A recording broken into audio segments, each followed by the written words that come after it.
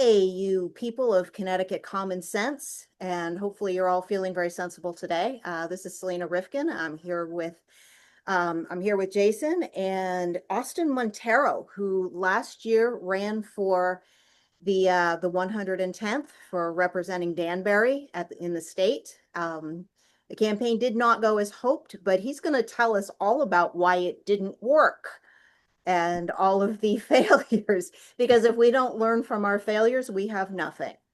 Correct. Yeah. Yeah. Yeah, Yeah. sure. Well, it's welcome. It's good to have you. Yeah.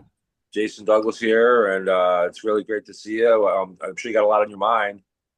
There's a lot, guys. Yeah. Thanks first for having me. And I'm glad we're starting to create these platforms, these podcasts, the way for all of us to connect and kind of grow our movement, so to speak. And I think just bring some more awareness and knowledge to folks out there, which is the biggest challenge we have. So yeah, I ran for the 110 state rep seat last year in Danbury. That's where I grew up in that district. So a lot of deep roots there, family wise.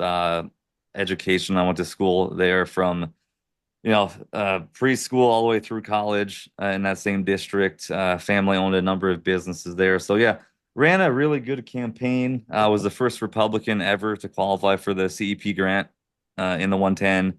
Had Okay. the highest percentage of the vote for a Republican ever in the 110, and I had the most. I think I was the highest vote getter Republican across the whole ticket in the 110 from the president all the way down through my seat. So we did well.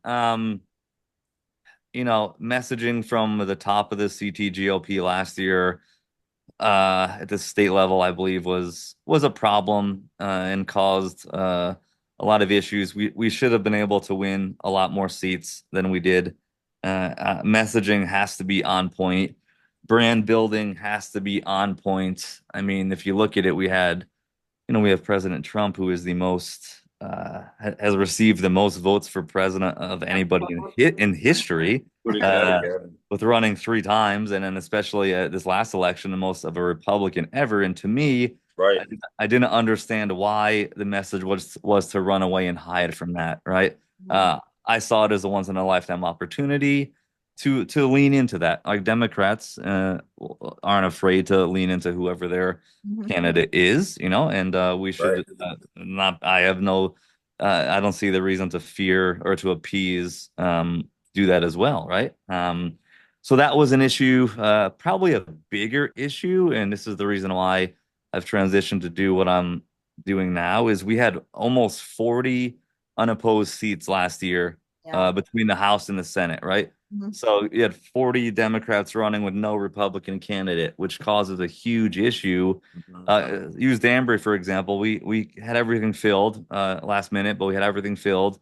But if one person's seat was open, there's four state rep seats and one state Senate seat in Danbury. Um, then the people in the other seats and other districts are going to target the person who's not being opposed, right? So you can use money from one side of the coin and go against the other person to really to push them out. So it's so important. And the reason I say that is it's so important to get more people to run and to spread awareness and educate them on how to run. Mhm. And with what I'm doing now with the Liberty Launch Group is to help elevate conservatives, bring in new people, new faces. I'm kind of tired of the status quo, as I'm sure we all are. Yep. Uh, but then also it is, it's confusing is what to do and how to run. So to help educate people on that, to build up their social media presence, to build up their personal brand, to build their digital door knocking skills in how to post, when to post, where to post, how to create content, how to do ads, whether paid ads or organic advertising, and all of that stuff. And that's where my professional background really lays in. And I think I can be of more service now in that capacity than running for office right now. Excellent. Yeah. So, I mean, when it comes to so you've dealt with Proto then and running for the 110th. I Yes, dealt sir. with Proto earlier this year, I running followed. against him for chair. I And followed. Yeah. and in running for chair, of course, you know what I do? I'm a private detective. Yeah. Yep. So, and is it really just mistakes? Is it really just incompetence, or is Proto just on the wrong side? Is he just not? Is he? Because I can't help but think that. I mean, I heard stories about things that happened in the Virgin Islands with him. That he showed up representing Did an some. interview earlier this year. Yeah, yeah, with the Some guy from the ugly Virgin Islands. hijinks that happened there. Yep, Yeah. there's just a lot. Could it be nefarious too? I mean, it just seems to me. How can you be this bad? It'd be one thing to be bad at one area, but Ben seems to be bad in every single area. And then he blames. You talked about George Logan, right? He blames Logan. Yeah. They blame Logan. Him and Marianne Turner, right? They blame Logan for the losing. Logan blames them. We've been trying to get him here on the show. I think we're hopefully we can do that still. We're gonna work on that. Yeah, George. I know George very well. George is a great guy. Personally, I Yeah, love. and I saw him indirectly. I worked with him when I worked with Joe Yalman down in Bridgeport. He Yep. ran Yep. for I don't know if you know who he is, but he's a lawyer down in Bridgeport. I Sure. helped him in Sure. his campaign a few years ago. Sure. So you Yeah. know, Proto is toxic, man. I mean, you know, Yeah. So the CT GOP needs a change. I think most of us in the state would agree on that. yeah, To me, every issue and problem is solved by better leadership. I currently had a couple issues with the local RTC in my town, and I called Ben twice on the phone, and we had relatively long conversation. End of the day, he's basically refused to take any action to right a wrong that was a clear wrong. And to me, that just at further least. further shows the issue that we have is like you need stronger, better leadership to solve the problems we have in the GOP here. And now, uh, how deep does that go? I think at this point, fairly deep within this state. I think there's more of a uniparty approach in Connecticut, Yeah, unfortunately, and old boys, old girls club, so to speak, which is not, absolutely. and not more of us are just becoming aware of it. This has been happening forever, right? In the last, Going. This isn't new. It's Going just on it's not new. since I was a teenager. It's been going on Right, not at new least at then. all, not new at all. But now with platforms like this, like your podcast Right. and That's the X and difference. Facebook, we can share all this information and really build a coalition to, for lack of better words, change things for the better. My only fear is, and I talked to a lot of people, like, is it too late for Connecticut? That's a question I always ask myself. Is it too late for Connecticut Not with the election of Donald Trump. It's not. as You a know, not state? with Yeah. not with what's happened nationally. I don't think it's too late. You know. I hope not. I hope you're But right. here's the thing. I hope Here's you're the right. thing, though. And I got involved with this last fall, right? Yep. Yep. Really deeply in Thanksgiving, around Thanksgiving time, and I've learned a lot. And I got to tell you, I would argue that Connecticut is 49th or 50th out of the 50 states right now. It serves the deepest blue, Oh yeah. and I agree. especially since a lot of the biggest fundraisers on the far left live in places like Simsbury, West Hartford, you Yeah. know, Yeah. and down in Greenwich and whatnot. So so like happy. this is like their homeland almost that we're in. Oh yeah. Oh yeah. It's a very interesting state. We are at I call it the front line. Like this We is it. are, Like, yeah. I look at it like it's the capital. It's like the enemies. It's like to be on the Death Star trying to fight off the right. Empire. So when I say it's fallen, maybe I said that that's the wrong We're like verbiage. deep in enemy territory here in Connecticut. Yeah, Like exactly. Massachusetts as well. You know, like Oh, yeah, but pretty our much, pretty judiciary much is so New corrupt. England. Yeah, Yeah, yeah. pretty Our much New England. judiciary in Connecticut's corrupt too. But it's great what you're saying because we could work together actually. Because what we're building here, one of the things I've learned is that there's so many people that feel the way you do, the way I do, Oh and yeah. what you're doing Yeah. is wonderful in terms of trying to bring everybody together. Yep. You know, and help people run for office without and not be confused by it to start with. Right. Right. But we've built profiles in all the towns and districts now that we just got through finishing them, and we're Nice. putting them on a network thing where people like you and I can log on, and then each town has its own profile, right? Where we're hoping we already have in quite a few towns. We want all the towns to have what we call our point of contact, which is basically one person that loves that town, wants to turn it around, has the time, Right. and the passion to do it. You gotta have the time. Right. You can't. You know what I mean? And I think we could do that with each town, but this having it network that will allow us to all communicate together. So we Sure. run into like CT PAC, Patriots, bunch of different. We're Connecticut MAGA Republicans movement. We started this, and now Yeah. we're Connecticut Common Sense. But there's a lot of groups like you and like me. So Yep. this will help them all communicate with one another, which will create that united Agreed. front that we're looking for. So Agreed. Yeah. We have the people out there. We have the talent. We have uh we have the right message. I believe our policies are by far the right policies. common sense in a lot of cases, most cases. I believe there's enough of us here I'll go back to last year. I knocked on 3,500 doors in the 110. So the 110 is the poorest district in Connecticut. It has the people with uh, the most amount of people without a high school diploma, which is crazy. And it is we have some of the lowest education numbers too, as far as schools go. So it's a district that's been just neglected forever, a huge homeless problem, a huge crime problem, really bad inner city part of Danbury, which is, I know that's where DeBarros is focusing on, is the inner city, and obviously Danbury is the biggest voting block in CT5. Yeah. So the inner city, and that's why I chose to run there too, because I was like, you know what, we can't be scared to go into like the inner cities of Connecticut and knock on these doors and talk to people and build a brand there. And most people I talk to have conservative values at the end of the day, you That's know? what Jonathan has said. I mean, I They went do, with him for to an sure. event Yep. in Bridgeport, and Black Yep. or white doesn't matter. he wasn't sure. It was like he wasn't sure. And it was an event that had to do with people who had been in a program when they were in prison, Mhm. and Yeah. they were doing hospice care. And Okay. no Okay. one no one who graduated from this program had gone back. There Okay. was Yeah. zero Great. recidivism. Yeah, yeah. Awesome. You know what I'm trying to say. I got you. I got you.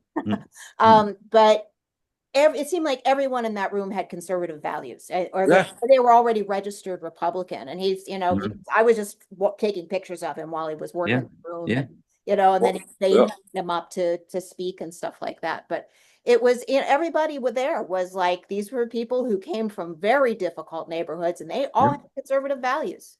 Yeah. Yeah. So many, Brother Limbaugh used to say all the people in the middle ages group that are liberal, say they're liberals and vote Democratic, are actually living the lives of conservatives, and they don't even realize it. It's true. It's true. And it's That's what my dude, husband says. yeah. It's It's true. just it's just getting those people to vote now. That's the biggest thing. Like so people are going to vote on emotion, right? Either positively or negatively. So ideally, I think for us it's to appeal to that positive higher energy consciousness emotion of inspiration, of courage, that sort of thing, as opposed to the negativity Yeah. that is so easy to fall into that trap. And obviously you see it gets a lot of clicks on social media. It's more the negative side of things. Yeah. But and there's a place to use that when campaigning and a place when not to. But yeah, Yeah. to really inspire people to go vote from a positive energy, emotional sense is also, part of the mission I would like to spread as well to the candidates that I work with and help run their campaigns here, municipally this year, and then also, but more importantly, next year, state level, federal level, all that sort of stuff.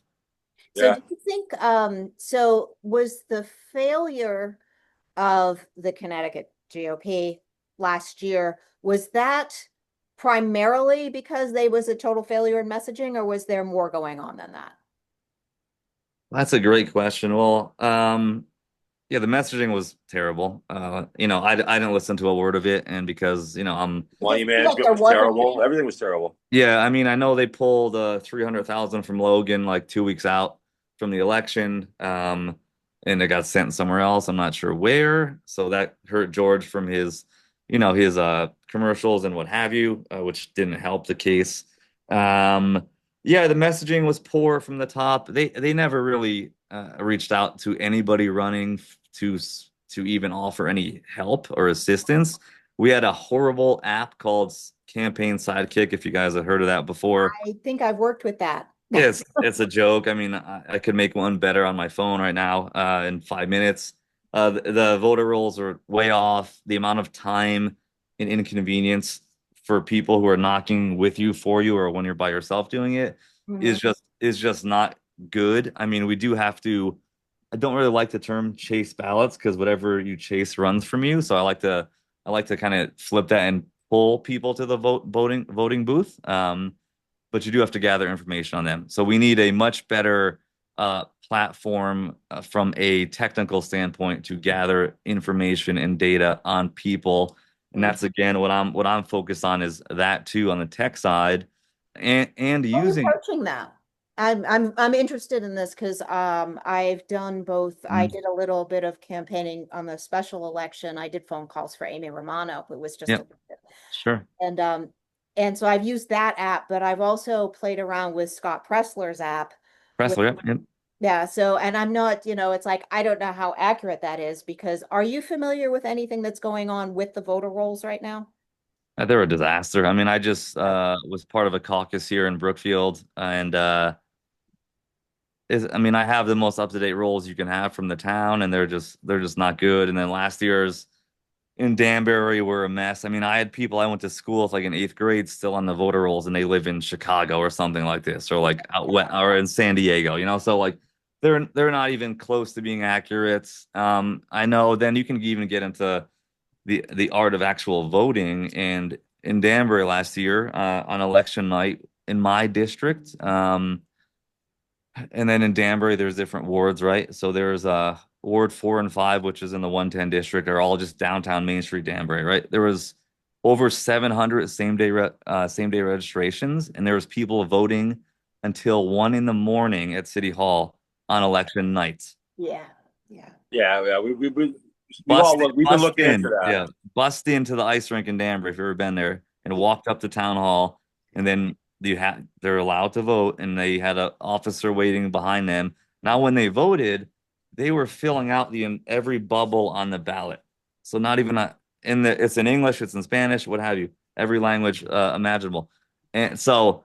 And then you had some races there, like in the 138 district, which were decided by 100 votes or something with that same situation happening. So there's some issues there as well. I do not like same day registration at all for that reason because you can definitely rig the system to what you need to get.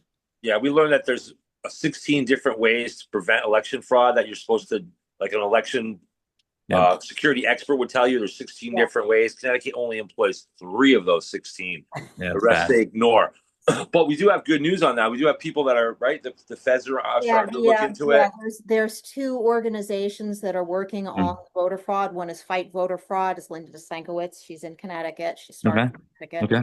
And Yep. then there's also United Sovereign Americans. Now Mhm. changed their name. They're going to be United Americans now, and they've done multiple Yep. examinations of voters and in multiple states, and they just came out with 2024 scorecard for Connecticut. 2022, there were 58,000 more votes claimed by the Secretary of State than there were records in the voter rolls.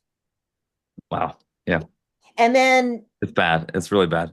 yeah, and then Linda did a slightly different analysis. Yep. And what she found for 2024 was they counted out the votes that the major networks were saying that Yeah. existed, Sure. Sure. and I think there were way more of them than there were votes that they said that the number of votes they had in the election. And Yeah. it was like 26% of the votes like went missing. Yeah. There's In other words, Republicans have been bad. winning elections in Connecticut for years now. We're just not. We're just getting ripped off in the poll in the actual voting counts. That's what the truth is. And It's so there's also this matter of too big to rig, right? Mm. And one of the things we're guilty of, I think our movements are guilty of, our side is guilty of, is we spend a lot of time defining the problem, and obviously this is a struggle between socialism, communism, Marxism versus capitalism, right, and freedom, basically. And we spend a lot of time putting down Marxism, and putting down socialism, whatnot, and with good reason. But we yeah. don't spend enough time talking about why capitalism is the best way to help a strong middle class survive. And it's the reason why, for instance, we have so many different kinds of food choices on our shelves, and we don't have to worry about, Sure. starving. Our, Sure. our, our Sure. levels of poverty are, because what we consider poverty isn't even close to what they consider poverty in a place like Oh Africa yeah. or Asia, where, so like we don't do enough to promote what makes our way of life the best way of life. What makes Why the United States is the greatest. Why we talk about how the United States is the greatest thing that ever happened, but Mhm. why? Yeah. Why is the United States the Why are we so much stronger militarily than the rest? Why have we been the world superpower for all this time? Right. Not Right. because we stole it from them, but No, because we have freedom for people to advance their happiness and do things. There's incentive to achieve, and I I don't agree. hear enough talk about that out there. And I think that's I I hear agree. it, but I don't hear enough of it. Yeah, that goes back to the messaging piece and like what's going to get people to vote, right? And I agree. I think there's definitely, if I can swear, fuckery happening in the voting. in the voting booths here in Connecticut, Yep. and it happens on both sides too. I'm gonna be just fully transparent. It does happen both ways. Maybe not in the election day booth, but when you get to local caucuses and this sort of thing, there's a lot of the same crap happening on this side of the fence too, which we just had 5 complaints at the CTGOP for caucuses last month because of issues and how they were run and how the voting was handled and other irregularities, so to speak. So we have to do things the right way also because that's what our party is supposed to stand for, right? No Principle. computers. Really? No computers. No Do things computers. the right ways. It's even deeper than that too. It's these RTCs that are and that's another issue I have majorly. I've written a few articles with the Sentinel. Mhm. Um, it should be we the people, not we the RTC, and it's another big challenge that we have, and it's doing a disservice to the people here because we're not putting forward the best candidates for the job who can actually do the job at Mhm. the highest level that it demands, whether it's a state rep, a state senator, a mayor, a first selectman, a board of finance member, whatever it is. Right, we need to do a better job at getting the right people in the right seats. So that's a whole nother conversation we could have for hours and hours and Sure. hours and hours and hours.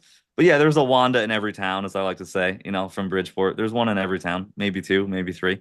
Right. So something we have to keep an eye on. We have obviously longer election windows now, so we have to treat every day as an election day, not just Well, one No the more, election day. Democrats, no more election cycles anymore. That's for sure. yeah. Those are Well, the gone. Yeah. It's Democrats all don't ever stop. pedal to the metal all the No, time. no, that's where we failed last year locally in Danbury. We treated it as one election day, and they treated it as 15 essentially. Yeah. So that's election day we did great, but those 14 other days, it hurts us. So we can't change that law here in Connecticut. I wish we could. Well, hopefully down the road we can, but it's something that's we have to forge a game plan and think about it as 14, 15 different election days, not just one. Because if we keep saying it's one election day, like let's say this year, November 4th, then it's same thing's gonna happen, right? I think it's only a week this year, but the same thing's gonna happen. I think it's great that, Jonathan and Chris Lancia and these guys they're out there campaigning now. They're Yeah. not waiting. Not And waiting. that makes me Yep. super happy because this is like, we really need some change. And we got another good one coming here real soon. I'm Yeah. very excited. Yeah. Yeah. Oh, I'm very excited. okay. Yeah, Good. We got the messaging is so important, really. Here, it honestly is. We got to go right. We can't. We do a lot of singing to the choir. There's a lot of people that have common sense that want to vote with us, but there's Yeah. also a ton of. There's got to be 500,000 to maybe as many as 1 million registered independents or Democrats that vote Democratic, have traditionally voted Democratic, that are now feeling lost because their party has embraced these crazy policies Agreed. of deep Agreed. socialism, deep left that have left them alienated. Those are the people we have to go after. A lot of them are union members, Yep. right? And so one of the things we've thought about, one of the ways to help flip Connecticut, I think is so important, is because one of the biggest threats actually to our movement is union leadership. Sure. Unions control. First of all, we have government. Our state employees are under union membership, which is a conflict of interest to begin with. They got rid of that in Wisconsin about 10 years ago. That's really helped that state. We're a long way from getting that far. However, the union membership of our state employee union membership, especially our DOC workers, by the way, I need to know their unions are ripping them off. They're collecting tons of dues. They're spending on policies that I know they don't agree with. And we got corrections officers that are making $21, $22 an hour, pulled up with murderers. They're getting made crap. And so that goes for the private sector. A lot of the private sector unions too.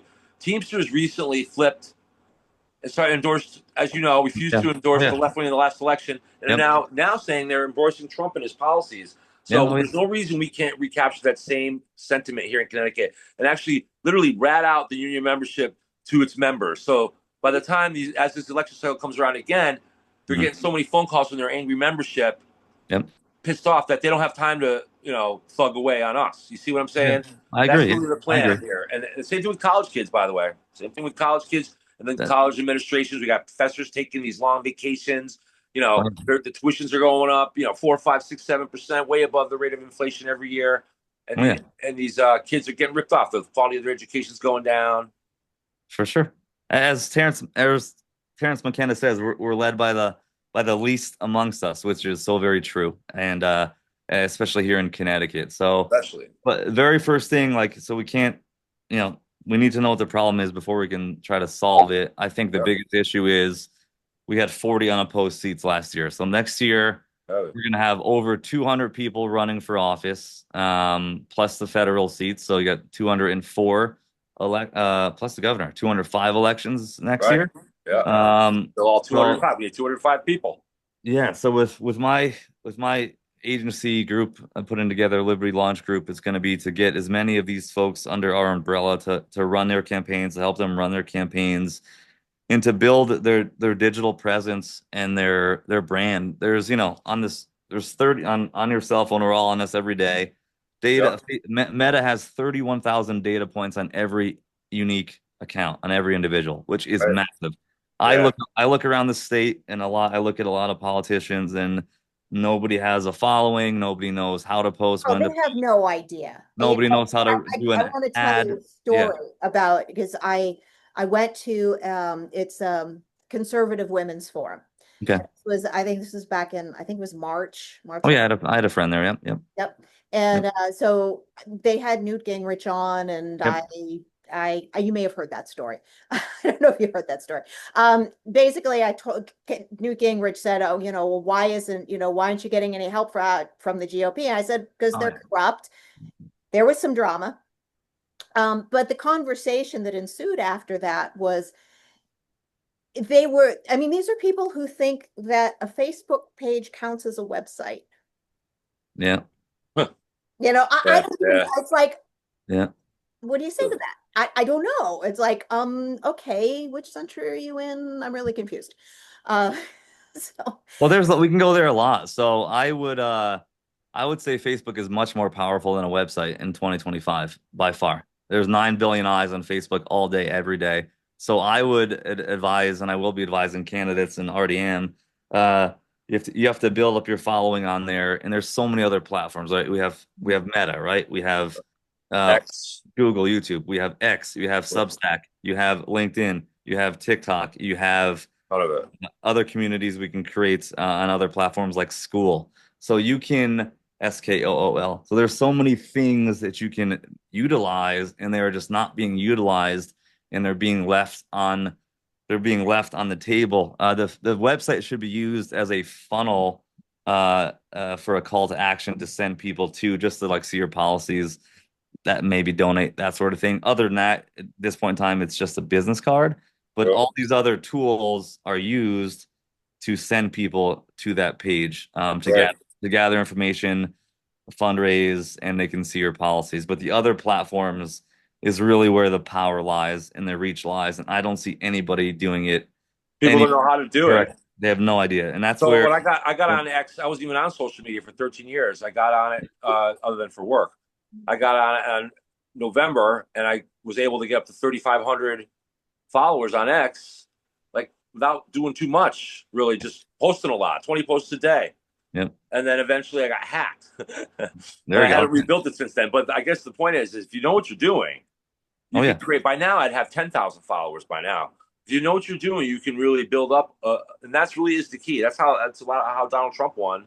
Yeah, for And sure. why we don't do the things that he did and embrace his common sense policies here in Connecticut, like you said earlier, the fact that we're turning our back to a lot of what Trump is promoting nationwide is common sense. It's not Yeah, anything outlandish like it's being painted, of course. of So course. it's all Yeah, about the messaging. And agreed. a key thing is, I think a key way to turn this thing over is this whole, and Selena mentioned it earlier before we got on the show. Yeah, It's human nature to not want to upset your friends, right? right. So, and Yeah. I'll use DC as an example. Trump's going into DC, cleaning up the crime there with federal troops, which is necessary, which is allowed in the Constitution. And liberals are, I saw a little clip of Jake Tapper's show on MSNBC, and he's reading this text message off one of his friends, supposedly a liberal in the town that doesn't want to say who they are. Remember that line, doesn't want to say who they are. Right. But they're secretly thanking Trump for bringing these people to save them from being scared in Washington, D.C. Well, isn't that the major problem? And isn't that a key to flipping Connecticut? If get these people not to be, first of all, what is wrong with these people? What is Yeah. wrong with these people that have this opinion but don't want to say it? Their friends are probably Here. thinking the same damn thing. So Of course. Yeah. isn't that one of the keys to fixing this country and fixing Connecticut is to get these people all speak. Wait a minute. It's so we maybe these things we're saying about Trump aren't true. Maybe this is common sense. So just to get a lot of people to just turn off and just not be afraid to speak up, right? Agreed. And it's hard to argue with people who watch television. So that's the other issue. Like, Yeah. Yeah.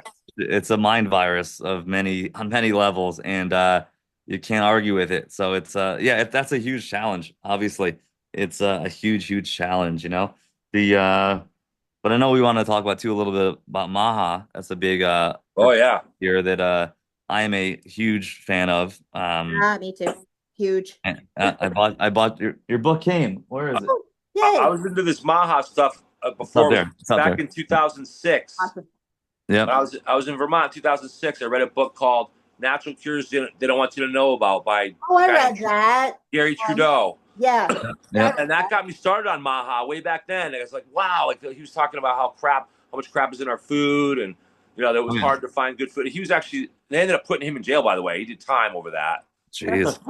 Yeah, they ended up putting him. They brought him up with federal surprised. charges over that. Yeah. Not surprised. And anyway, but yeah, tell me about what you know about MAHA, because that is we're all big fans of that here. That's a nonpartisan issue. There should be not a political issue at all. Agreed. It's the most important thing to fix in the world. Obviously, so I owned 2 gyms for a decade. My father's a doctor, and I've been into athletics, health, wellness, fitness my entire life, nutrition, all of that. So yeah, I've been doing MAHA for forever, and always been kind of called a weirdo, and make my own food, go to my own mother thinks markets. I'm crazy. I used to think I'm crazy. Yeah, go to farmers markets, only drink raw milk by the gallon, put beef tallow on my face, all these crazy things. So I've been doing this for I haven't worn deodorant in a decade. And look at him. He's 65 years old. Look at him. I'm 65, exactly. So it's something that's I'm very passionate about, something that I think is the most important challenge to solve by far in this country. You can see health insurance is going to totally bankrupt our country, even though we're getting close there already, but it's going to totally bankrupt us if we don't start fixing health outcomes preventatively, and sick care, and the cost of sick care, not health care, sick care. Once people get into that hospital setting, it's really bad. So RFK's come in. That partnership with him and Trump was incredible. I was very, very excited about that. Yeah, for sure. He has a really hard job, right? He's fighting against these the big ag, big pharma, big food, everything. He's making some headway. I think I don't want perfection to be the enemy of progress. So there is some progress being made. yeah. A lot of the stuff I do like a lot. A couple things I don't like, and that's just normal. That's going to happen.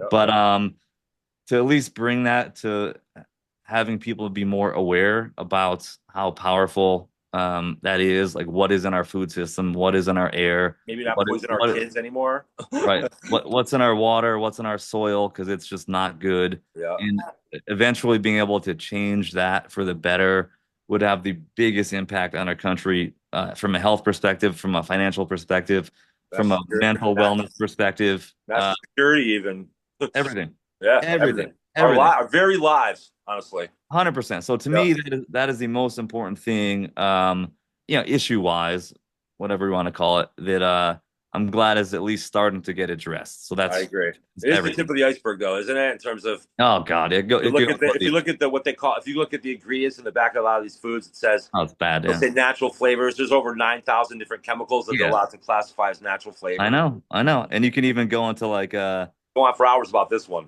Oh yeah, I mean vaccines, EMFs, geoengineering up in the skies, all this sort of stuff is stuff that now is he's talking about, Nicole Shanahan talks about, other people are starting to talk about, which is great. It's scary stuff, but it's great, and just to get more people aware of kind of what's really happening is so key to if you actually want people healthy, which I think a lot of people obviously don't want people healthy because because there's too many customers in the hospitals for them. There's a lot of money in sick people. What is it? It's like the biggest employer in Connecticut is healthcare, right? And the government. The state of Connecticut, but healthcare is number 2. Yeah. Yeah, if you go down Route 83, if you go down typical, like I grew up in Vernon, you go down Route Yeah. 83 in Vernon, right? Yep. Back when I was a kid, you saw golf land, you saw all these Yeah. like fun things, and you see Yeah. there was like 2 or 3 doctors' offices in the entire town. Now there's like 11 of them. You go up there, they're everywhere. They all Yep. need doctors now. It's So just you got a disgusting, bloated man. government and you got a ton of sick care. Yeah, That's a bad sign of big what problem. Yes. that's a bad sign. Yeah. Big problem. The red flag for sure. Yeah. Do you, For when sure. you were running your gyms, did you have a situation where you were doing any kind of health advice or anything like that? Or was it Oh just, yeah. Oh yeah, for sure. We did we built two really great businesses that I sold right before COVID came in. I sold in September 1 of 2019, opened in July of 2009. So yeah, we made a huge impact in the greater Danbury community from a health perspective, fitness perspective, nutrition perspective, changed thousands of people's lives for the better. I still get people who message me today, thanking them and for helping bring that service to the community, which was great. I actually made a shirt in 2016, which was our top selling shirt ever, and it said "Make Danbury Fit Again," and that was 10 years ago now. So I made that shirt. It's my favorite shirt ever that I made, and yeah, so we had a great impact, and it was you know really something special at that time. So it was awesome. Mhm. That's cool. Yeah, yeah, it's something. There's still a lot to do in that. Awareness is the key to that. 100%. You know? Most people aren't aware because the information is just not out there or they're busy Well, kind it's of. also the fact, like, Mark Levine, right? The Fox Sure. host guy. Sure. He Yeah. talked about this when it first came out. And I was kind of surprised. I usually am like spot on what he's saying, right? But when RFK first got appointed, he says, "Don't take away my French fries and my Big Mac." RFK, he says, right? Yeah. Welcome to the club, but don't take away my French fries. So I think what people need to understand is, don't try to say you can't buy the junk if you want. We just Right. want you to be aware that it's junk. So Yeah, you make sure exactly. your nutrition, Yeah. you nourish it and make sure that good stuff is available. The good stuff shouldn't be so hard to find. Yeah, and but Correct. also let's go back to cooking and if you want to have fries, for God's sake, let's go back to cooking in tallow or even, Yeah. Yeah. olive oil would be Yeah. better. Yeah, So olive oil, cold pressed olive oil is fine. no, not cold press for that. Oh, no, You well, actually I'm don't not a want cook, cold press but for that. olive oil is good stuff. It is good stuff, but that you don't Yeah. want to fry. Yeah. Definitely helping people become more aware of, what's in their food because it's really bad. The amount of chemicals are insane. And with water too, like it's even so hard to find like a good bottled water to drink. Like this is the best one I found so far. And obviously with microplastics and everything and Yeah. heavy metals everywhere, it's all these other things that add up to in the Yeah.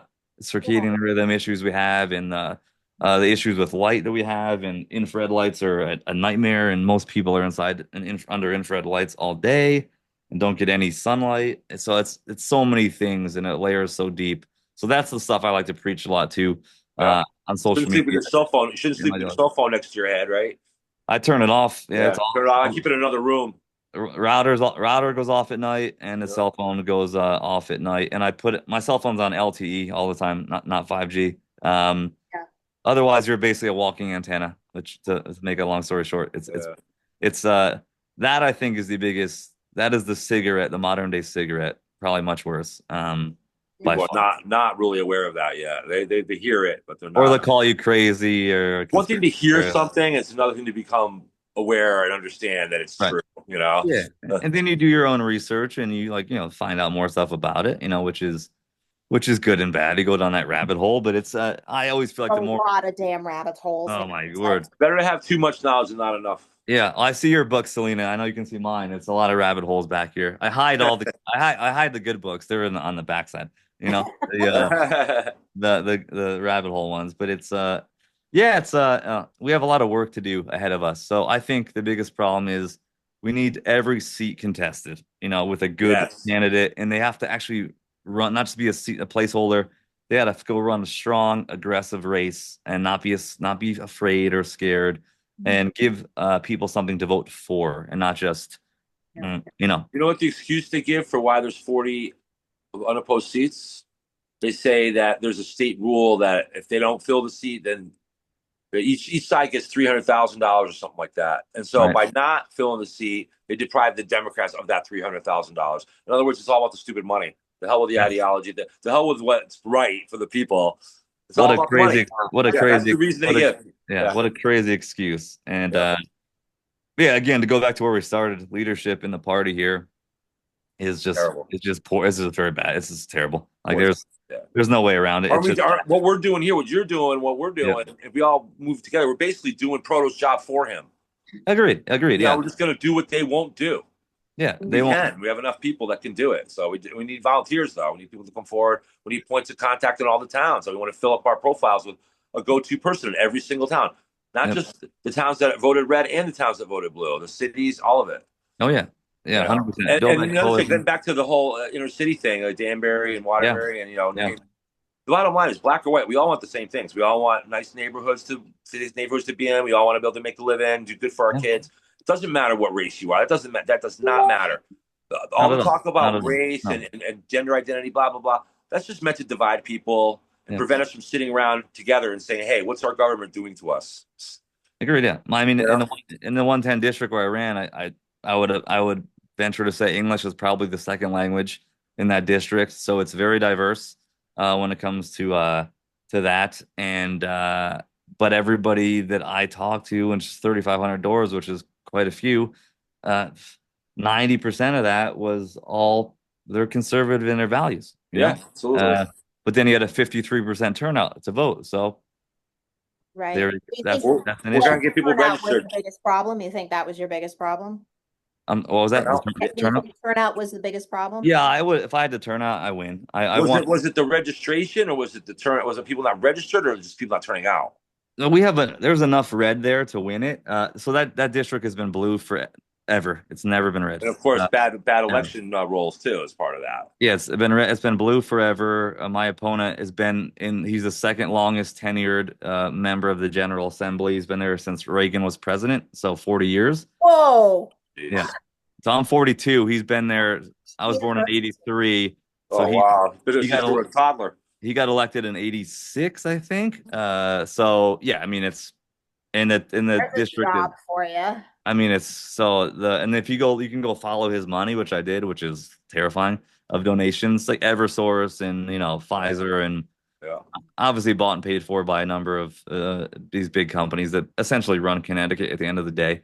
So Yeah. it's yeah, so the numbers were there if people showed up to vote, but you get that's the biggest challenge. You got to get them to go vote. I can't force you there. I can't drag you there. It's active support versus passive support. Everybody's on our side, but you got to make an effort. You got to go do it. Exactly. Vote, get involved, run for office, whatever you can do. Yep. At the very least, get out and vote. At the very least. At very least, yeah. Yeah. So that's why I'm shifting platforms and gonna go focus on trying to, instead of me just as one person, go try to help as many candidates run as we can.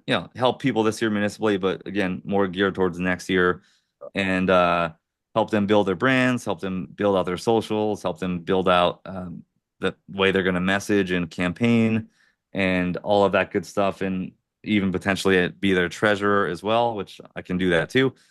So we need to have every seat challenged with really good candidates and also recruit more people to run who have never run before. Right. And then bring them up to speed on, the issues of the day, the topics, have good talking points. How to relay those topics to voters too. That's one of the things I keep hearing.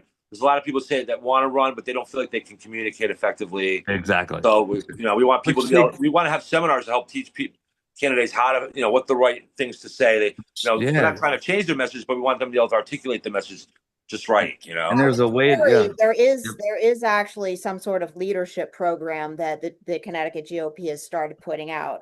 We have somebody who, is a little bit more on the inside there, and she's been telling us about that.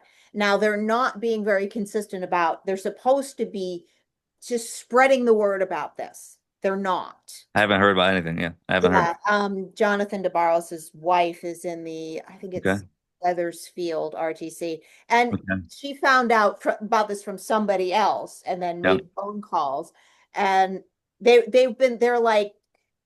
mealy mouthed about it. It's like, Yeah. Oh, we didn't think they met everybody. No, just to select the country club crew, it's Yeah. Yeah. yeah, these are all skills you have to build, and it takes time. Like door knocking is very hard to do. I've knocked on over 10,000 doors, so and I think I have a very unique way to do it, which works well. But that's a lot of people get nervous to do that, right? So that's a skill set you have to build. One of the things I do as part of my job, I've knocked on over 4,000 doors as part of my job. Yeah, so Yeah. you get the reps, and you got to get the reps in, but you have to know what to say. You have to know how to answer questions that are going to get thrown at you. You have to know how to connect with that person you're talking to. You have to know how to get their information. Sometimes you have to know how to ask for a donation at the door, which I've done too. So there's a lot of skills to learn there and how to do that. And Yeah, that's true. I think A lot of people don't know how to do that effectively. But you're 100%. taught that easily, though. Yeah, role playing, that is a really good way to do it. Then again, building out your socials, and because look, you're looking for leverage, right? And the only leverage you have is a running for office, at this point, is capital, code, and labor, right? So capital is your fundraising, right? Labor is going to be people helping you knock on doors or calling people or mailers, which are don't even work anymore, but what have you. And then code is the biggest thing because there's no permission needed, which is building your socials and your digital platform and your brand. And that to me is where the power lies. And that's where not many people are tapping into it. And that's how we win, I think. Right. Absolutely. Now you're also starting a podcast. Grassroots. You have. Yeah. So yeah, I And had one before. I had one before that I just did solo. It was Mhm. called The Future Is Right. But so starting this consulting agency, Liberty Launch Group, again, I'm like, oh, well, let's just do a podcast to get candidates on Connecticut, but also reach out nationally as well. So I have some cool guests coming on, for both in Connecticut, state level, local level, federal level, and also some folks nationally coming on too, here lined up, ready to go.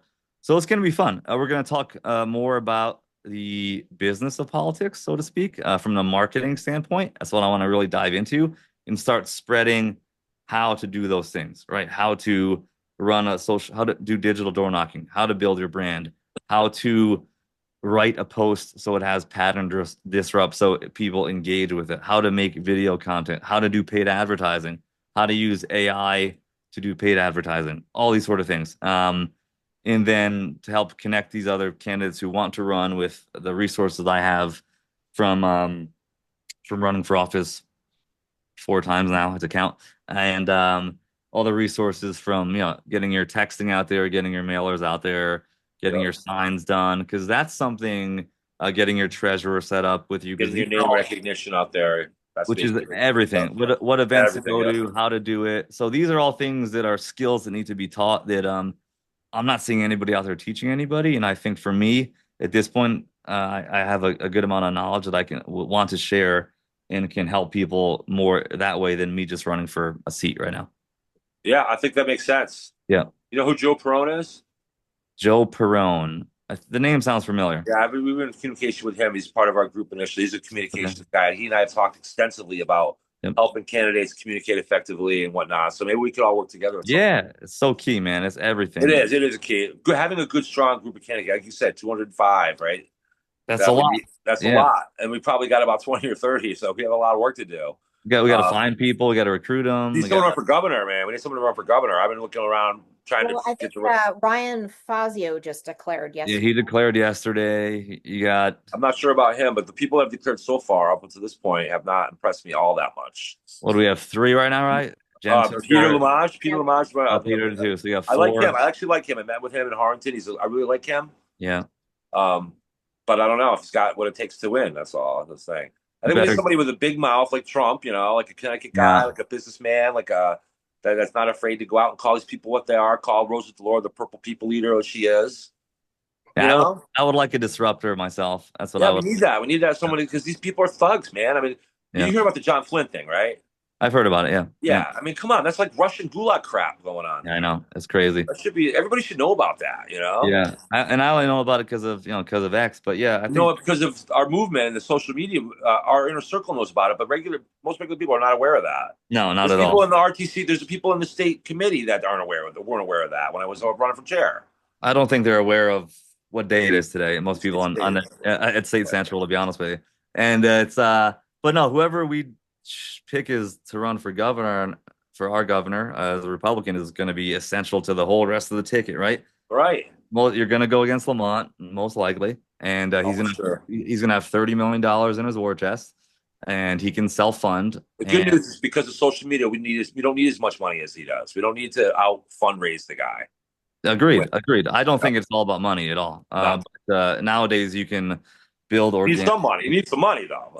You definitely need enough for Yeah. sure. A lot of that 30 million gets wasted, and a lot of the CEP grant money just gets wasted or not used as well. Right. When you're running for like a state rep seat type of deal. But yes, going to be important. I don't have a pick either way at this point in time. Well, I don't think anybody. I don't know about Fazio, but I don't know. No one who's come forward so far is. I haven't looked at one and said, "This is our girl. This is our guy." Yeah, Don't I see that know. yet. So It's we're looking. hard. I think by December, by the end of this year, we better have somebody up and running. Yeah, because then you'll have the convention, next May, where we'll decide, which will be here before we know it. So happens fast. it'll be interesting. It's gonna be an important one. I know Matt Corey's running for lieutenant governor. I do like Matt quite a bit. I like Matt too. I met him as well. Yep, I think Matt's he's a good guy personally. His debate with Chris Murphy, he I thought destroyed Chris Murphy on the debate stage, and the whole this story behind that Matt told me was insane. That Chris wanted to be in a separate room from him, which is insane. So nuts. So he was scared to debate Matt, which is obviously. Yeah, that's great. But just that alone is priceless. Yeah, he wanted to be in a different room completely, and it'll only take us 5 questions, I think it was, and Matt did very well there, which is very hard to do. So I like him as lieutenant governor at this point, but yeah, at top ticket, I don't have a horse in the race in my opinion yet. We'll find one. We'll see what happens. We'll see what happens. Somebody. Yeah, we will. It'll see. I don't think it'll be Stefanowski again. So that's Stefanowski. I have a theory about him. Yeah. First time around in 18 was him. Yeah, 2018. Yep. He was running a really good campaign. Matter of fact, he was leading. He was almost like our Trump guy. I was looking at him like, damn, yeah. And then all of a sudden, they had the convention, and about 6 weeks before the election, the guy disappeared. All of a sudden, he didn't start making appearances. I have a theory someone threatened him. Yeah, it could be. Ended his campaign. He just basically went into hiding the last 6 weeks. Yeah. And what's his name? Malloy or Lamont? No, it was Lamont. Overcame him, and he's in the polls, and it just won the election. And then the second election was a goddamn Mitt Romney campaign he ran. Oh yeah, it's bad. Yeah, bad. It's gonna come back. What happened there? Something happened there because he looked like the cowboy. He was acting like a cowboy for most of that first campaign. So what happened? I don't know. That's what we need. I actually went to his house to try to ask him that last winter. Yeah, I bet. I couldn't get in touch with him. Something happened. Who knows? But yeah, we need I think a disruptor and somebody who. I mean, there's so much you can hit Lamont on from a policy standpoint. That's easy. Yeah, you can't lose whether it's a political debate or debate with your cousin at the dinner table at the family dinner table. They can't win an honest, intellectual, factual debate. They can't. They can't back it. It's all propaganda. It's all internet. Yeah. My own brother's left-wing guy. Yep. And all he can come up with is internet posts, movie trailers. Yeah. I'm like, dude, just give me something that's real. It's something that's trying actually, or small clips of what Trump said that make it look like he's, wants to be a dictator. But if you actually play the whole thing, it's nothing like that. So it's all that crap. It's no primary source information whatsoever. No, nothing. Or if so you can't lose it. If people like on our side around Connecticut started saying, look, you're right. I can't lose a debate. So not be afraid to speak up. Yeah, go for it. Whoever the hell that was talking to Jake Tapper should not be afraid to come on TV and said, my name's this, I'm in this district, and this is great what Trump's doing right now. 100%. Yeah. Man. There's no need to be scared. You need to have an offensive, aggressive campaign for everybody that's running. And obviously do it in a smart way, depending on what district you're in. But you can't just be status quo candidate anymore. It's just not gonna work. No, little clippings, little one-liners, little platitudes aren't gonna work anymore. No, people are tired of it. The rise of social media has taken care of that. 100%. And there's so much power there. I mean, like I said before, 31,000 data points on every individual that Meta has on you. So like that speaks volumes, and people are not utilizing it how they should. And my goal is to help people do that effectively. And then we can do some damage, I think, in a good way, you know? Yeah. And the winnable seats, I think, are definitely CT5 for sure. And we have to claw back into the House. We're obviously in a super minority in the House and the Senate. Veto proof. I'd like to see that Democrat supermajority broken next We year. have to. We That's have to take doable. That's doable. That's we doable. You have only to need take a chunk. Yeah. you don't need too many seats to do that, at least. And you only And need then 26 seats to take the majority. Even right. that's not impossible. And you know that HB 5002 bill is coming back 1,000%, because it was here. That's one of the reasons I ran, because it was in 2023's legislative session. I'm like, oh, this thing's coming back. It's in all my videos from last year that I knew was coming back, and then that'll come back again next year for sure. And eventually, if we don't have the numbers there, they're gonna push that thing through. And we were only 17 votes away in the House this year from having that fail in the House, but we had 30 seats that didn't run. Yeah. So there's the problem. There's the problem, right? There's the crux of the problem. Yep. So if we can clean up the voter rolls even halfway, we could win the majority. We could win a majority, really. Yeah. Again, after being at the Cadillac Ranch and being all these different events I've been to over the last 6 months or so, the people are. One guy I'm like, hey, we got to flip Connecticut red. He walks by, he's like, we already got red. It's the government, man. It's the leadership that's blue. So it's true. It's more true. of us than there are of them. We got to have to be aggressive, though. We're gonna have to talk about more what makes us better than them, not just defining the problem, but the solution. There's all kinds of ideas we could do if we can just take control of Connecticut, open up the New Haven Harbor to more than just fishing, for Pete's sake. How about some energy efficiency? We could do lots of things to make Connecticut more energy efficient. Oh, for sure. Just tons of things that we don't do. So the list goes on and on. And we're actually going to do another podcast that's going to talk about the actual economics of it, the way families can actually do better in their pocketbooks, and how does having a plant up in Litchfield County maybe or open up, how does that help my pocketbook? Well, we can show that. Yeah, which will be huge, which would be so powerful. It's then it's having the right messengers to go and spread that message, and just getting all of us in the right seat where we are the most effective. Yeah. Not everybody's a candidate. Not everybody is going to work as a campaign manager. As everybody has a different. You work best. Where you're most talented at. Yeah. And if we all can do that, and kind of push the ego aside when we have to, then that's how we'll get the job done for sure. Right. And for people I've had people tell me they don't have time and they can't. Well, those people, talk to your family, and when you're around your family and friends, don't speak up and talk to them. You can do something. That alone helps. You bring five family members to vote. You're good. You did your job. Right. Win your neighborhood. Yeah. So, in the course of your work, how often do you come across people who have, they've done a lot of work in Connecticut, and now they're just like, Connecticut is horrible, and all they can do is be discouraged. I'm not even going to go. Are you listening? I'm going to go with really ticked off and just like let's just say a well of negativity. Yes. And have you encountered that, and what do you do with it? Because that's been in my face lately.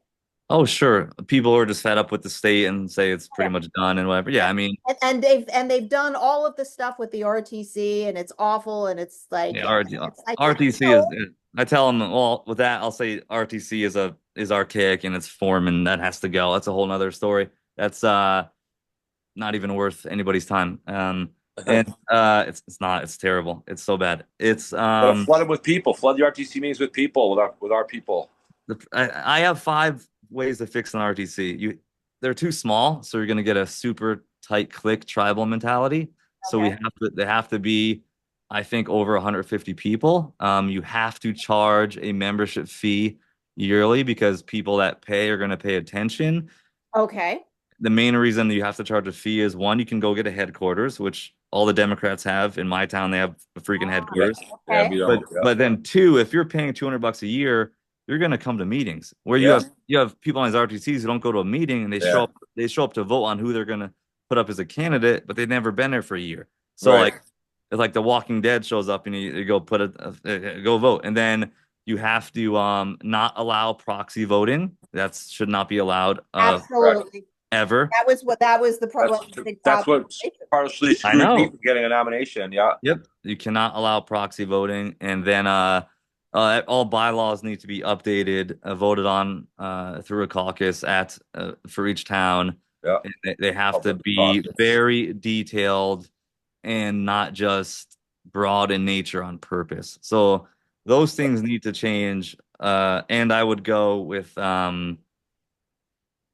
yeah, I think those are the four main things. I'm blanking Yeah. on the fifth one, but those are the things that need to change there. But yeah, to answer your question, Celine, about when people say that, it's like basically you can stay here and fight and try to do what we're all doing, or you can run away. But you can't if you choose not to fight and stand up and do something, even if it's bringing five people to vote, your family or neighbors, then you also can't complain. When things are That's what how I've they are. been saying to people, although I've been slightly less nice than that. Good for you. I like. I can I be, like. I can, just from the other point of view, I can be understanding of if you've been involved in a place like Connecticut for the last 30, say, years of your life and trying to fix it and seeing it go, just keep slipping the other way. And then seeing people on our own side doing the wrong thing so much. Like I could understand why the person in his 50s or 60s might be just the hell with it at this point, right? I Some of know. those people really, Fine, but then those people's experience could be utilized if we could get them back on board. I agree. Yeah, so I can answer that better maybe. I'm glad you said that. So yeah, I've seen all sides of this coin, and that's why I'm like, okay, I could be super negative here, and I could just literally throw the GOP under the bus very easily with all the information I have and videos I have. But I'm like, okay, I'm gonna choose to stay positive and above this, Yeah.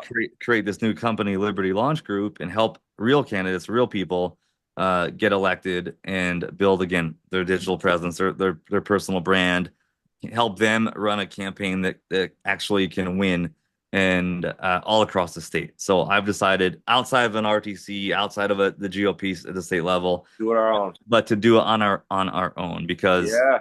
the status quo, the old boys and girls clubs, which are in every town and in our state, Yeah. they just don't care. A lot of these people that Selena refers to that are feeling so negative, if they start to see, a lot of those people, if they see that we're doing something beyond what they've seen, Yes, that yes, we're making, which is this political atmosphere this year is right for that, yeah, of Trump and everything. So if they see, a lot of people jump right back, like, oh, cool, exactly, because they've seen nothing but the same old crap for 30 years. forever, yeah. So if they see that, Yep. oh wow, this really is something. They see what you're doing with other seminars, what we're doing with social Yep. media. They'll want to be part of it at some point, and then it'll all start to come together. Yeah. You got every politician Some of them posting will. like all these politicians, they run campaigns like they're a real estate agent. I don't mean to bash real estate agents, but real estate agents purposely make posts not to offend, right? Or not to like pick a side.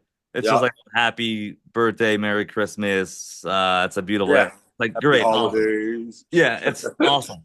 That ain't gonna get you any votes at all, right? So you have to create again a personal brand for you, and nobody can beat you if you're authentically you, and people are starving for that, I think. Well, it's like the old dating scene when I was younger. That's actually, I Yep. think that's one of the reasons why Trump won, because we could Yeah. watch him on a Yeah. podcast and he'd be talking for an hour, and you can't fake Well, just go. if you're No. just standing there yapping. Right. No, you cannot fake it. And I think that's a standard that we should have for our politicians now. Agreed. No short platitudes, long interviews. Yep. We 100%. want to know about who you are. Long form. You can talk to the points. You can talk, and just who you are as a person, right? Yeah, and he is the standard. You scratching your nose. Yeah, he is the standard for that. He went on Rogan for what, 2 or 3 hours, and every other podcast he did, and that was such a great idea. And he ran the perfect campaign. He did. Perfect campaign last year. Never been a better campaign, in my opinion, ever. So it's like, yeah, why don't we just? Although let's try and avoid getting people shot. That's not a good thing. Yeah, he did get. And that's everybody forgot about that. You got to be who you are. If you're a good person, you want to run for office and help the state. You got to be who you are. It's the same thing with dating, right? Like if you got guys who go around trying to please everybody, they never get the girl, right? You got to be the one that, you be who you are, be proud of who you are, and be yourself. And if you're a good person, love will find a way. It's the same thing here in politics in Connecticut. 100%. Be a good person, run for office, and be strong. And it's most of it's common sense. Yeah. 80% of the people are with you with issues like men and women's bathrooms and things like that. Those are home run hitting shots every time. 90-10 issues. Run. Yep. It's not that complicated. And if you he's right. It's getting started to figure out what the rules are, and how to get things underway. That is complicated, and that's something Austin, I That know part you is. said you're working on that can help really I'm help. working on that. Yeah, and that's Yeah. it's complicated on purpose, obviously, to keep Yes. people like us out of this. Barrier to entry.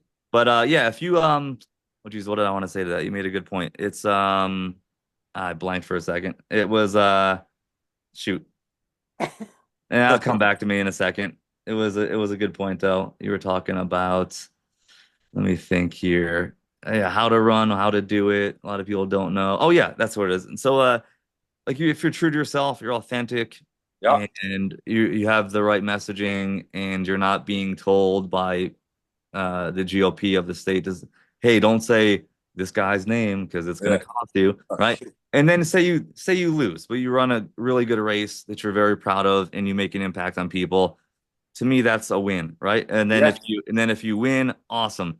But if you do lose, now you have already built a lot of momentum moving forward to run again, or Yeah. to, Or or to whoever else runs. yep, Yeah. or to help the next person behind you, or to take your skill set and use it in another way, like we're doing now.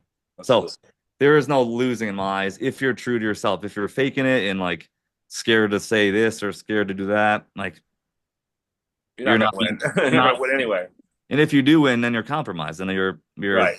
which we have a lot of that too up there. So You do. yeah, then when you get to Hartford, that's a whole nother podcast. Once you're in Hartford, Once you're there, that's a that's whole other thing. I would love to see what that's like, how that plays out, once you're in there, how does the power dynamic play out, Yeah. Yeah. That's probably very Got to interesting. stick to your principles, as you got to Have stick to. to your representation of the people. But unfortunately, many of them don't. I know there's not many that I would say that I am in love with or in like with, You know up how there. many people in the Central Committee told me that they agree with everything I said, and that they wanted to. They even told me how much they couldn't stand Proto, but yet They vote for him. I know. I can't vote for you. I already promised Ben, or some bullshit excuse. It's So terrible. When I read the proxy thing about you, I just laughed. I said, "Yep, that's how they do it." It's terrible.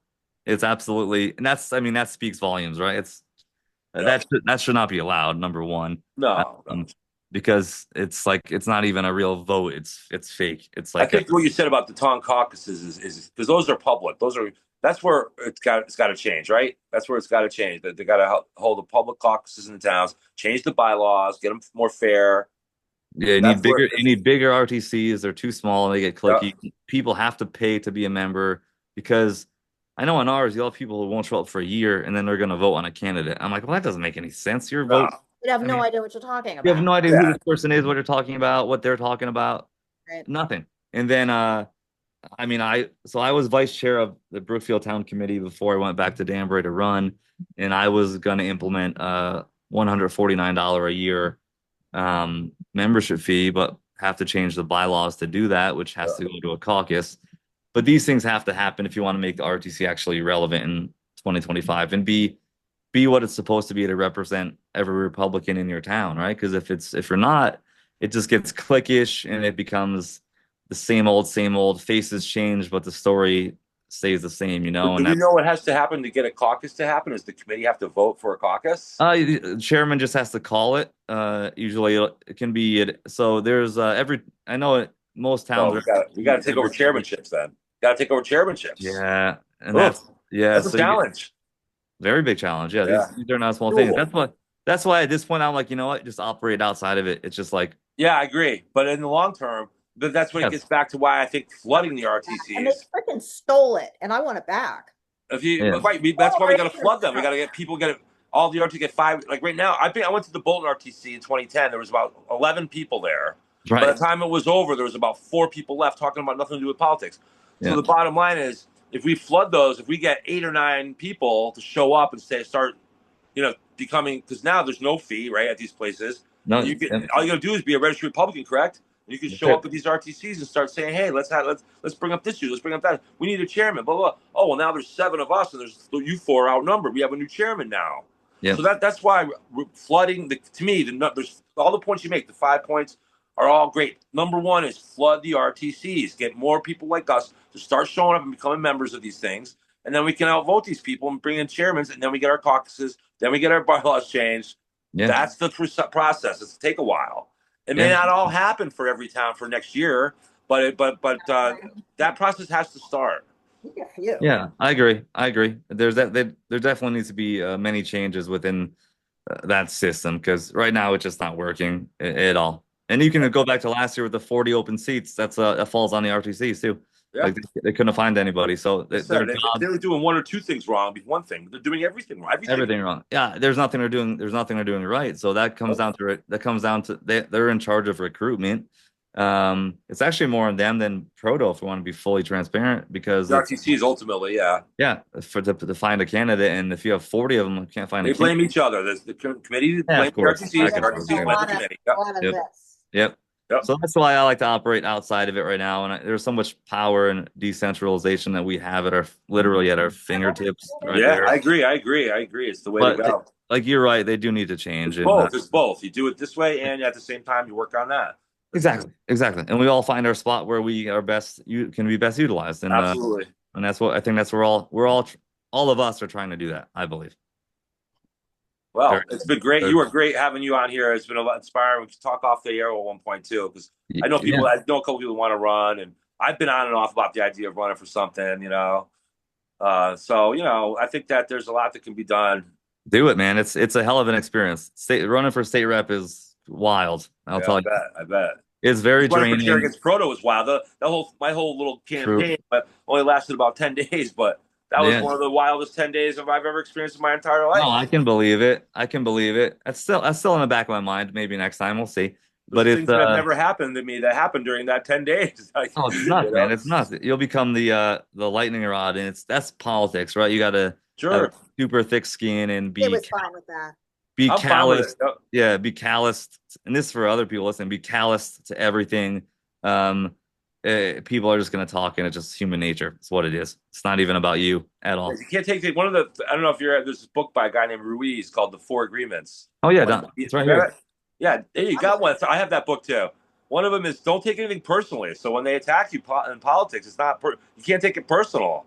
Yeah, It's just politics. It's not that not personal. even if they mean it to be personal, it's still not personal. You still can't take it personally. So Because once you go away, it's gonna stop, and that's it. So yeah, it's what it is. right. But yeah, no, I'd love to continue the conversation and have you guys come on my Would love show to. too. That would be great. Love to.